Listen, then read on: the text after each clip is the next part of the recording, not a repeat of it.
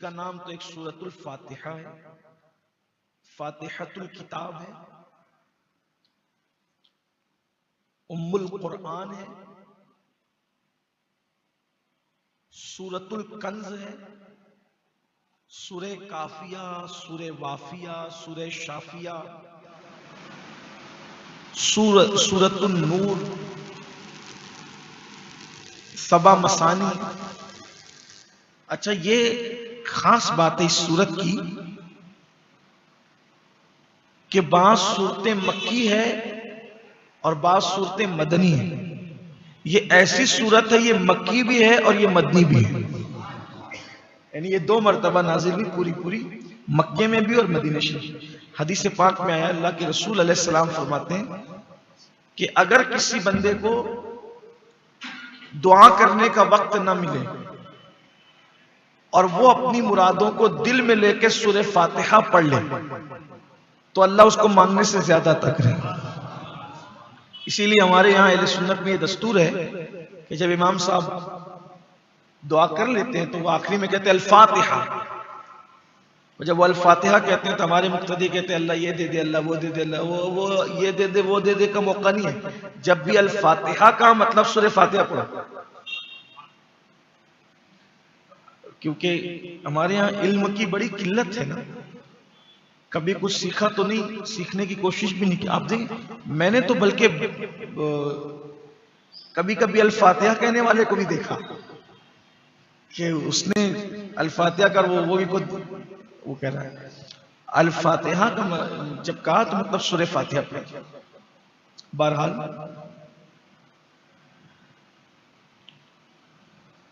ये ऐसी सूरह मुबारक है जैसे कोई किताब लिखता है तो वो पूरी किताब का मजमून दिबाचा में जमा कर देता है, जिसको आप सरे वरक कह लें या तमहीद कह लें या दिबाचा कह लें। तो नहीं, जब मुसन्निफ किताब लिखता है तो पूरी किताब के अंदर क्या है तो वो शुरू में उसको इजमाल के तौर पे समेट देता है, बिला तमसील। मेरे अल्लाह ने पूरे कुरान के मजामीन को सूरह फातिहा में समेट दिया। बहुत बरकत वाली सूरत है। एक बात आपको और बता दूं, अगर तबीब डॉक्टर ने कभी किसी को यह बात कह दी हो कि ये मरीज जो है इसका कोई इलाज नहीं है और उस पर रोजाना 41 मरतबा ये सूरत पढ़कर दम की जाए, इस तरह से बिस्मिल्लाहिर्रहमानिर्रहीम अल्हम्दुलिल्लाहि रब्बिल आलमीन, यानी बिस्मिल्लाह की मीम को अल्हम्द की लाम से जोड़कर पढ़ें 41 बार, तो इंशाअल्लाह जिसको डॉक्टर ला इलाज कह रहा है अल्लाह उसमें भी शिफा अता करेगा।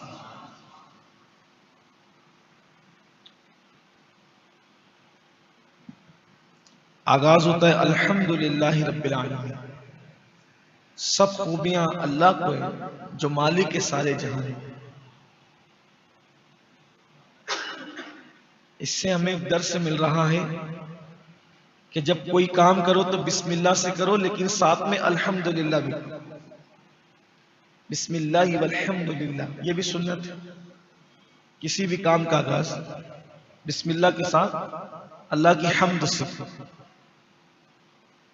इसलिए कि इंसान की जबान से जो पहला कलेमा निकला वो भी अल्हम्दुलिल्लाह रब्बिल आलमीन। हजरत आदम अलैहिस्सलाम का जब मुजस्समा बनाया अल्लाह ने, आपने सुना उसको, अभी पहले पारे में पूरी दास्तान है, उसकी तरफ में नहीं जाऊंगा। पिछले दुरूस जो आप बरसों से सुनते आ रहे हैं उसमें शायद वो पेश कर दिया गया है, लेकिन यहां जब अल्लाह ने आदम अलैहिस्सलाम का मुजस्समा बनाया तो अल्लाह रब्बुल इज्जत ने आदम अलैहिस्सलाम के जिस्म में रूह डाली, तो वो रूह जो है वो पहले नाक में गई, रूह नाक में गई तो हजरत आदम अलैहिस्सलाम को छींक आई। कभी आप गौर करना, नाक में कोई चीज जाती है तो छींक आती है।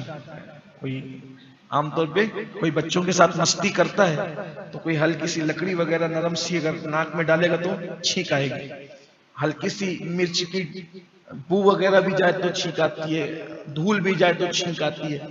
तो रूह गई आदम अलैहिस्सलाम की नाक के जरिए से, रूह नाक के जरिए से गई, तो आपको छींक आई, तो छींक आई तो आपने पहला कलेमा जो अपनी जबान से अदा किया होगा अल्हम्दुलिल्लाह रब्बिल आलमीन।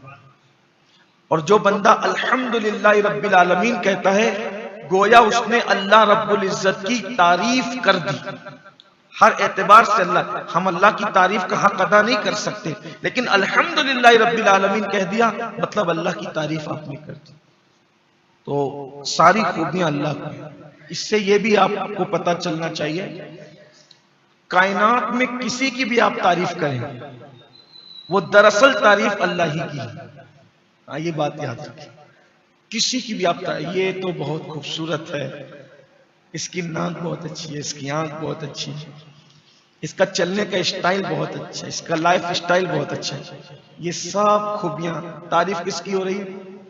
इनडायरेक्ट अल्लाह की तारीफ। क्यों? चलने का स्टाइल अच्छा है, तो चला कौन रहा है? बोलने का अंदाज बहुत अच्छा है, तो बुलवा कौन रहा है? नाक बड़ी खूबसूरत है, बनाई किसने? आंख बड़ी हसीन है, बनाई किसने? लब इसके बड़े सुर्ख है, बनाया किसने उसे? बाल बड़े नरम है, बनाया किसने? सारी खूबियां उसी की। इसलिए कि जो बना है, बड़ी से बड़ी चीज से लेकर छोटी से छोटी चीज तक सब बनाने वाला अल्लाह है, और सब खूबियां उसी को। यहां आपको एक बात कहना चाहता हूं, मुसलमान अपने अल्लाह से बहुत दूर हो गए, बहुत दूर। उसको दोस्तों पर जितना भरोसा है, उतना भी भरोसा उसको अपने अल्लाह पर नहीं। अभी कुरान शरीफ में एक आयत आई थी, आपने गौर किया होगा कि अल्लाह पाक फरमाता है कुरान शरीफ में दूसरे पारे में कि मेरे बंदे मेरे बारे में आपसे पूछते हैं, मेरे बंदे मेरे बारे में आपसे पूछते हैं अल्लाह कहां है, तो उनसे कहिए कि वो तुम्हारे बहुत करीब है और वो तुम्हारी फरियाद को सुनता है। यकीन जाने अगर कुरान हम समझने लगे तो इन आयतों के आने पर आपकी आंखें छलक पड़े। वो पढ़ने वाले जो लोग रोते थे ना, पहले पढ़ करके सुन करके रोते थे, वजह ये थी कि वो कुरान समझते थे, हम समझ नहीं पाते। बहरहाल उसकी बरकतें तो सुनने की भी हमें मिलती है, अल्लाह तौफीक अता फरमाए। तो हमारा जो अल्लाह है, जिसको हम अल्लाह कहते हैं, इलाह कहते हैं, रब कहते हैं, हर खूबी उसी के लिए है, और वो तमाम आलमीन का पालने वाला है। वो सबको पाल रहा है, सबको रिस्क दे रहा है, सबको वो सांसें दे रहा है, हवा दे रहा है, पाल रहा है, पालने वाला है। अच्छा, जब कोई किसी को पालता है तो पालने वाले का पालने के पीछे एक मकसद होता है। जैसे मजाजी मानों में तो लेकिन तो बकरियां हम पालते हैं, बकरी पालने का कोई मकसद है कि दूध निचोड़े उससे। मुर्गियां पालते हैं, अंडे हासिल करें या बिजनेस करें। हम अपनी औलाद को भी पालते हैं, तो नियत ये होती है कि बड़े हो जाएंगे तो काम आएंगे, कोई ना कोई मकसद है, लालच है। तब एक सवाल पैदा होता है कि अल्लाह सबको पाल रहा है, तो पालने के पीछे उसका क्या मकसद है? तो बेनियाज है। बाप औलाद को पाल रहा है तो कहीं बुढ़ापे में काम आए, माँ पाल दी तो बुढ़ापे में काम आए, बड़ा हो जाए, जवान हो जाए तो मेरी मदद करे। वो तो बेनियाज है, वो क्यों पाल रहा है? तो आगे जवाब दिया अर्रहमान अर्रहीम, किसी मकसद से नहीं पाल रहे, वो मेहरबान है इसलिए अपनी मेहरबानी से तुम्हें पाल रहा है। वो शान करीमी से और शान रहमी से पाल रहा है। और रहमान का मतलब होता है बहुत ज्यादा मेहरबान, बहुत मेहरबान, उसकी तरह कोई मेहरबान नहीं। इसीलिए बंदों में कोई रहमान नहीं हो सकता। आप किसी इंसानों में किसी को रहमान, कुछ लोग लाइल्मी की बुनियाद पर जिन लोगों का नाम अब्दुल रहमान होता है उसको रहमान रहमान कहते हैं। ये गुनाह है, रहमान नहीं कह सकते, अब्दुल रहमान का बहुत सख्ती है इस पर, क्योंकि रहमान का मतलब होता है बहुत मेहरबान, यानी जिसकी मेहरबानी की कोई हद ही नहीं है उसको कहते हैं रहमान। आपको बताऊं बेहद मेहरबानी क्या है, अगर कोई बेटा अपने बाप से बगावत कर दे, बेटा, तो बाप क्या कहता है, निकल, चल निकल घर से। सही है, खाना पीना सब बंद, ठीक। दुनिया के करोड़ों लोग उससे बगावत कर रहे हैं, यानी कि उसको छोड़कर कोई दरख्त की इबादत कर रहा है, कोई नदी की इबादत कर रहा है, कोई पत्थर की इबादत कर रहा है, लेकिन उसकी शान रहमानी तो देखो, जो बागी हैं उनको भी रिस्क दे रहा है, जैसे वफादारों को दे रहा है बागियों को भी दे रहा है। उसकी हद है कोई? इंसान अपनी औलाद की रोजी रोटी बंद कर देता है जो उसके इख्तियार में, अगर वो बगावत कर दे तो लोग अखबार में दे देते हैं, फला मेरा बेटा नहीं है, वो इसके बारे में मुझसे कोई कॉन्टेक्ट नहीं करना, वो शराबी हो गया, ये हो गया, वो वगैरह वगैरह। लेकिन उसकी शान तो देखो। अरे हद तो ये है कि जिन लोग, अच्छा जो लोग दूसरों को खुदा बना के इबादत करते हैं उनको तो दे ही रहे, वो तो उनको भी देता है जो अपने आप को भी खुदा कहते हैं। बोलो फिरौन को खिलाता था कि नहीं खिलाता? नमरूद को खिलाया कि नहीं खिलाया? आज भी देखो कितने बड़े बड़े मगरूरों को पाल रहे हैं, अगर वो ना पाले तो वो खा ना सके। तो वो रहमान है और रहीम। अच्छा कोई रहीम हो सकता, मतलब रहमत वाला, बल्कि हुजूर का भी एक नाम है रहीम। कुरान में कहा है कि रऊफुर रहीम, उनको रऊफ भी कहा और रहीम भी कहा। लेकिन वहां भी बेहतर है कि आम इंसानों को डायरेक्ट रहीम ना कहें, अब्दुल रहीम कहा करें। लेकिन अगर रहीम कह भी दे तो कोई गुनाह नहीं है, कोई हुक्म सख्त नहीं है, क्योंकि कुरान ने भी कहा रहमाउ बैनहुम, कि वो आपस में एक दूसरे के साथ रहीम है, रहम करने वाले, रहमत का बर्ताव करने। अब रहमान और रहीम सुनकर कोई हद से आगे ना बढ़ जाए कि भाई वो बहुत मेहरबान है, रहमत वाला है, तब चलो जिना करो, शराब पियो, हराम खाओ, बगावत करो, जो जी मैं कहो। तो देखो फौरन कंट्रोल भी अब किया, कहा मालिक यौमिद्दीन,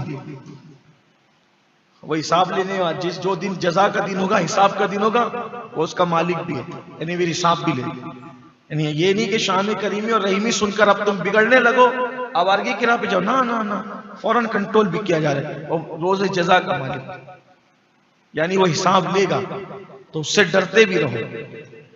और आप सोचेंगे कि भाई रोजे जजा का मालिक है तो आखिर ये क्या शान है? तो ये बिल्कुल ऐसे ही है, अल्लाह अकबर, कि आज के दिन, गुजरे हुए कल में भी और आज में भी और आने वाले कल में भी, हर इंसान किसी न किसी चीज का मालिक। जैसे मजाजी तौर पर ही सही, आप अपने कपड़ों के मालिक हैं, आप अपने कारोबार के मालिक हैं, आप अपने घर के मालिक हैं, जमीन के मालिक हैं, जायदाद के मालिक हैं, मोबाइल के मालिक हैं, कार के मालिक हैं। लेकिन जब रोजे जजा का दिन होगा, उस दिन किसी के पास कोई मिल्कियत नहीं है। इसीलिए तो बड़े बड़े बादशाहों को सबको मार डाले, सब मर जाए, फरिश्तों को ही मार डालेगा, हत्ता कि जिसकी सूर की आवाज से सब मर जाएंगे। तो अल्लाह ताला फरमाएगा कि सब मर गए, तो जनाब इसराफिल कहेंगे सारे इंसान मर गए, लेकिन ये फरिश्ते बाकी है, अब फूंक, सूर फूंक। तो फरमाया सब मर गए, कहा सब फरिश्ते मर गए, सब पर मौत तारी, फरिश्तों भी मौत तारी गई, लेकिन अभी जिब्रील और मिकाइल और मैं बाकी हूं। अल्लाह फरमाएगा फूंक, सूर फूंक। तो सूर फूंकी, फिर फूकेंगे तो कहा अब जिब्रील और मिकाइल ने भी मौत का मजा चखा। तो फिर कहेगा अब कौन है? कहा मैं बचाऊंगा, तू भी मर जा। तो जनाबे इसराफील जो सूर फूंकने वाले, वो भी मर जाए, उन पे भी मौत तारी होगी, अब कोई नहीं बचेगा। तो फिर पूछेगा लिमनिल मुल्क, आज किसकी बादशाह है? खुद ही पूछेगा। ये अपना अल्लाह है, ये अपना इलाह है। देखो बिन मांगे अल्लाह ने आपको और मुझे वो मजहब दिया है जिसने माबूद हक का पता बताया। हुजूर का सबसे बड़ा एहसान हम पर यह है कि अल्लाह के रसूल अलैहिस्सलाम ने हमारा हाथ पकड़कर हमें वादहू ला शरीक की चौखट पे पहुंचा दिया। ये सबसे बड़ा एहसान है उनका। इस एहसान का बदला कुछ नहीं दे सकते उनको, कोई कुछ नहीं हो सकता। सोचो तो सही, कोई पत्थर, कोई दरख्त, हत्ता के लोग शर्मगाहों की भी इबादत कर रहे हैं, चूहों की, गोबर की, जानवरों की। अल्लाह ने हमें मुसलमान बनाया, हमारी पेशानी को बचाया, और झुकाई तो किसकी बारगाह में? रब्बे मोहम्मद की बारगाह। मैं तो अल्लाह रब्बुल इज्जत को इस तरह जानता हूं कि जिसका बंदा इतना बड़ा है, वो माबूद कितना बड़ा है, उसकी शान क्या होगा? हम तो इसी तरह जानते हैं कि जो इशारा कर दे तो चांद टुकड़े हो जाए, इशारा कर दे तो सूरज पलट आए, लेकिन फिर जब ये सारी शानें देखते हैं तो कहते हैं कायनात में इन जैसा कोई नहीं हो सकता। लेकिन फिर कहते हैं मुहम्मदन अब्दुहू व रसूलुहू, मोहम्मद अल्लाह के बंदे, अब्दुहू बंदे खास है और उसके रसूल है। तो सोचा, जो मुर्दों को जिंदा कर दे, चांद के टुकड़े कर दे, सूरज को पलटा दे, जब बंदा ऐसा है, वो खुदा कैसा, उनका खुदा कैसा, वो जिसके आगे झुकते वो कैसा, रब्बे मोहम्मद कैसा होगा, उसकी शान है। और हमारा वही रब है, हम उसी की इबादत करते। तो पूछेगा लिमनिल मुल्क, आज किसकी हुकूमत है? कोई जवाब देने वाला नहीं होगा, फिर खुद ही जवाब देगा, लिल्लाहिल वाहिदिल क़हार। आज तो अल्लाह की हुकूमत है, जो एक है, अकेला है, और वो वाहिद है, और वो गलबे वाला है। फिर जब तक चाहेगा लोग ऐसे ही फना रहेंगे, कोई नहीं रहेगा। फिर वो जब चाहेगा फिर सबको जिंदगी अता करेगा। तो उसमें भी पहले वो हजरत इसराफील को जिंदा करेगा, और फिर उनको सूर देकर फरमाएगा सूर फूंको। फिर देखिए, उसी सूर की आवाज से मरेंगे और उसी सूर की आवाज से उठेंगे। ये भी उसकी शान है, उसी से मारा, उसी से जिंदा करेगा, इसकी शान। तो कमालिक यौमिद्दीन, रोज़े जज़ा का मालिक। इंसान अगर ये सोच ले कि मुझे अल्लाह को क़यामत में जवाब देना है, मैं समझता हूं कि इंसान को सुधारने के लिए इससे बड़ी कोई चीज नहीं, बस उसकी अदालत में खड़े रहना है, उसको जवाब दो। फिर उसके बाद तारीफ का तरीका सिखा दिया, अपना तारुफ करा दिया।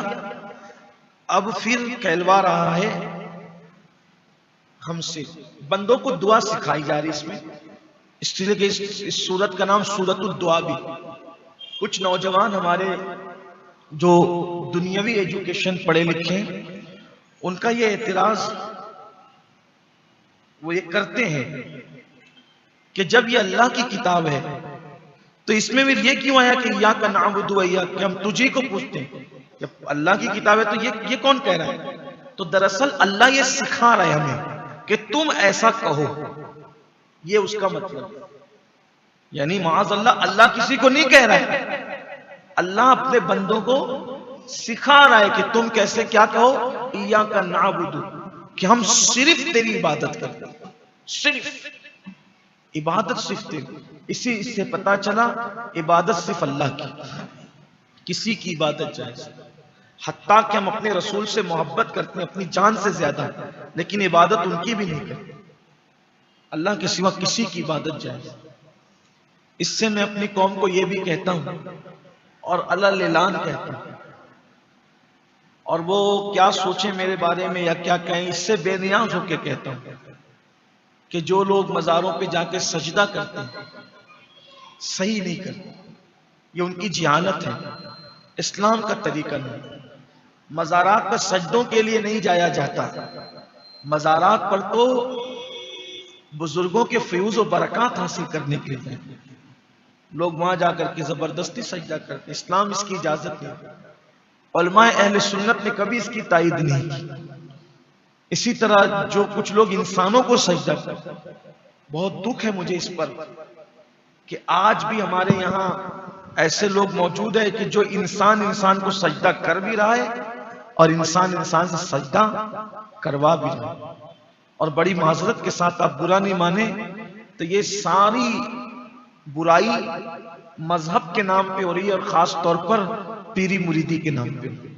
ये कोई पीरी मुरीदी नहीं, आपका पीर कितना भी बड़ा हो वो अल्लाह के रसूल से तो बड़ा नहीं हो सकता है? जब हम कहते हैं कि हम हुजूर के खाक के जर्रों के बराबर नहीं है, तो जब सहाबा ने अल्लाह के रसूल से कहा कि या रसूल अल्लाह, जानवर आपको सजदा करते हैं, आप हमें इजाजत दे कि हम आपको सजदा करें, तो अल्लाह के रसूल ने फरमाया कि अल्लाह के सिवा किसी को सजदा करने की इजाजत नहीं।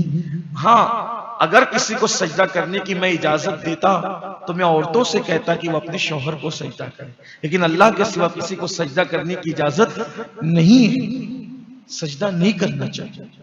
बल्कि कुछ लोग मुसाफा भी करते हैं, तो मुसाफा करते वक्त भी इतना झुकते हैं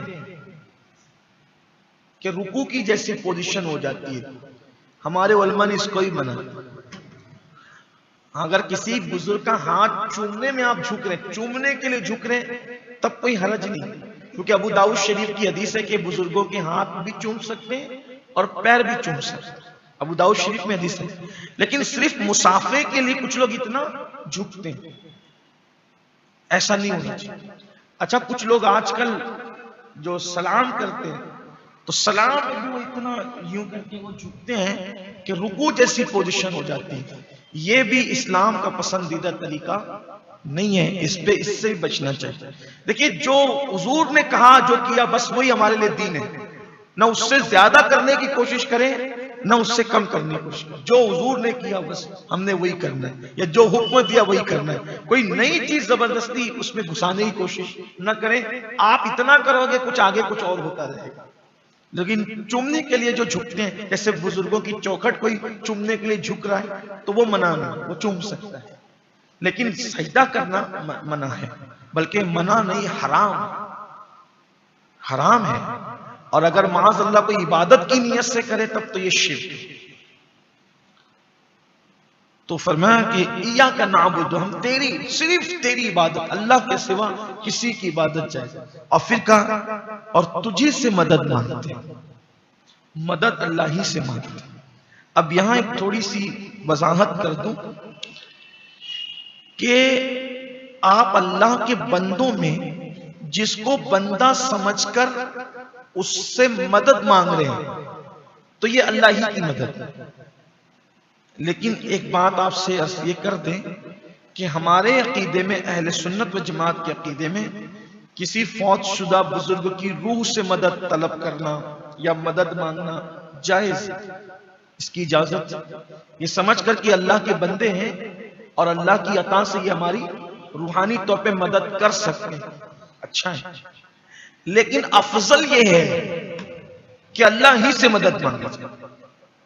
अगर कोई अल्लाह के वली से मांगता है तो जायज है, नाजायज नहीं है। कुछ लोग उसको शिर्क कह देते हैं, वो गलत कर रहे, समझ नहीं पा रहे। लेकिन अफजल यही है कि अल्लाह से ही मदद मांगी जाए, बेहतर है। ये बहुत ज्यादा तकवा के करीब है। लेकिन अगर कोई किसी वली से रूहानी तौर पे कि भी अल्लाह के बंदे हैं, अल्लाह की अता से, भाई अब कुछ लोग ये सोचते हैं कि जब अल्लाह मदद कर सकता है तो वलियों से क्यों, इन्हें क्यों हक दिया? मदद अल्लाह ही करता है, लेकिन अल्लाह ने उनकी इज्जत बढ़ाने के लिए उनको भी ये इख्तियार अपनी अता से अता कर, अपनी अता से दिया। ये उनका जाती फेल नहीं है, अल्लाह की अता से। अभी जैसे हम एक दूसरे की मदद करते हैं, जिस्मानी तौर पे जिंदा करते हैं, लेकिन मौत के बाद रूहानी तौर पर अल्लाह वाले मदद करते हैं। उसका सबूत भी है, कुरान और हदीस में बहुत इसका सबूत मौजूद है, अहादीस के अंदर, वाक़यात के अंदर। आगे इंशाअल्लाह अगर दर्स में आता है तो हम बताएंगे। लेकिन इतना आपको जरूर कहता हूं कि जायज है, हम नाजायज नहीं कहते। कुछ लोग उसको शिर्क कहते हैं, लोग जुल्म करते हैं कि अल्लाह ही से। अल्लाह के रसूल अलैहिस्सलाम फरमाते हैं, अल्लाह के रसूल अलैहिस्सलाम फरमाते हैं कि मेरे जूते का तस्मा टूटता है तो भी मैं उसको अल्लाह ही से मानता हूं। अल्लाह पे तवक्कुल मजबूत होना चाहिए। बल्कि इससे पहले मैंने आपसे कहा था कि हमारे ट्रेंड चल पड़ा है, एक से एक पत्थर वाली अंगूठियां, एक एक आदमी 5-5 पहन रहा है, 8-8 पहन रहा है। क्यों पहना? तो कहा ये काले रंग का है, इससे बनाई जाती है, ये पीले रंग का है तो इससे जो है वो रोजे में बरकत होती है।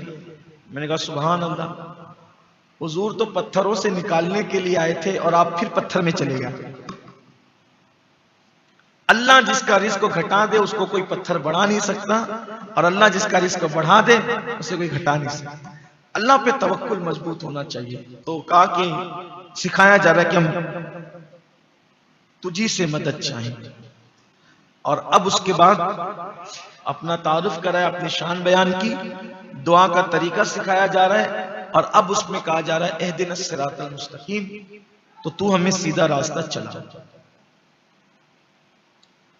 अब सीधा रास्ता चला, इससे मुराद कुरान का रास्ता, रसूलुल्लाह का रास्ता, सवाद आजम का रास्ता ये है।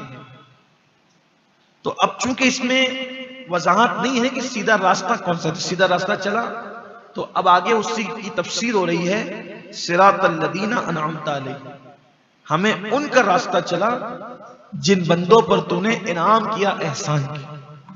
यानी इसका मतलब यह है कि हमें नए नए रास्ते नहीं ढूंढना है। हमारे असलाफ कामयाब लोग अहले हक जिस रास्ते पर चले, उन्होंने जो किया हमें उसी रास्ते पे चलना। और फिर आखिरी में कहा गया हमें उन लोगों का रास्ता न चला जिन पर तूने गजब किया, और जो गुमराह हो गए, रास्ता भटक गए, उनके रास्ते न चला। तो इसकी तफसीर में आया है कि जो जिन पे गजब हुआ उससे मुराद यहूदी हैं, और जो भटक गए, गुमराह हो गए, उससे मुराद ईसाई और नसरानी हैं। कितनी हैरत की बात है कि 5 वक्त नमाजों में जिन यहूदियों से बचने की दुआ करते हैं, जिन ईसाइयों से बचने की दुआ करते हैं, उन्हीं के रास्ते पे चल रहे, मस्जिद से बाहर निकल के उन्हीं के रास्ते। हुजूर अलैहिस्सलाम को यहूदियों का रास्ता इतना नापसंद था, इतना नापसंद था, इतना नापसंद था कि हुजूर अलैहिस्सलाम ने नेकी में भी उनकी नकल को गवारा नहीं फरमाया। नेकी में भी कि वो जिस स्टाइल में, जिस अंदाज में नेकी करते हैं, हम उस तरह नेकी भी नहीं करेंगे। मिसाल के तौर पर अल्लाह के रसूल अलैहिस्सलाम मदीना मुनव्वरा हिजरत करके गए और फरमाया कि ये आशूरा के दिन यहूदी रोजा क्यों रखते हैं। हुजूर तो जानते थे, और अल्लाह के रसूल अलैहिस्सलाम चूंकि सहाबा को बताना चाहते थे, उनका अंदाज ही था, कोई चीज बताने से पहले हुजूर सवाल करते थे। गुफ्तगू का लहजा ही ऐसा था, इसमें बड़ी हिकमत है। खुद सवाल करते थे, सामने वाले जब, जैसे कि अल्लाह के रसूल अलैहिस्सलाम ने इरशाद फरमाया कि क्या मैं तुम्हें ढाल अता ना करूं। अब सब अटेंशन हो गए कि दाल क्यों मिल रही है, ढाल अता ना करूं तुम्हें। तो हुजूर कहा हुजूर ये ढाल क्या है, और फरमाया रोजा ढाल है। यानी आका के गुफ्तगू। अब आजकल के कुछ लोग ऐसा लगता है कि जैसे वो खुर्दबीन लेके बैठे होते हैं हुजूर पे एतराज करने के लिए। देखो देखो इनको नहीं पता था। अरे अल्लाह के बंदो, कुछ तो अकल से काम लो, ये गुफ्तगू का अंदाज होता है। और फरमाया मदीने के यहूदी आशूरा के दिन रोजा क्यों रखते हैं। तो अर्ज की या रसूल अल्लाह, इसलिए रखते हैं कि इस दिन हजरत मूसा और उनकी कौम को फिरौन से निजात मिली। तो अल्लाह के रसूल अलैहिस्सलाम ने फरमाया कि मूसा तो हमारे पैगंबर है, तो ये शुक्राना अदा करें, उससे ज्यादा हम हकदार हैं कि मूसा अलैहिस्सलाम और उनकी कौम को निजात मिली, तो हम शुक्राने में रोजा रखें। मगर हाँ, चूंकि ये सिर्फ आशूरा को 10 मुहर्रम को एक ही रोजा रखते हैं, तो हम इनसे मुशाबहत नहीं करेंगे रोजे के मामले में।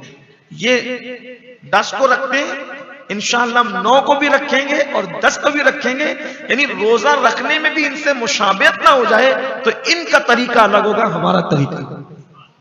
यानी नेकी में भी अल्लाह के रसूल अलैहिस्सलाम ने, अब जब तक मक्के में थे तो हुजूर को पसंद ये था, कंघी करते वक्त पसंद ये था कि मांग ना निकाले, हुजूर को पसंद ये था। लेकिन जब मदीना शरीफ गए तो देखा कि यहूदी लोग बगैर मांग का मामला करते, तो हुजूर ने उनसे मुशाबहत ना हो जाए, फिर सर में मांग निकालना शुरू की। इस तरह से बेशुमार मिसालें हैं।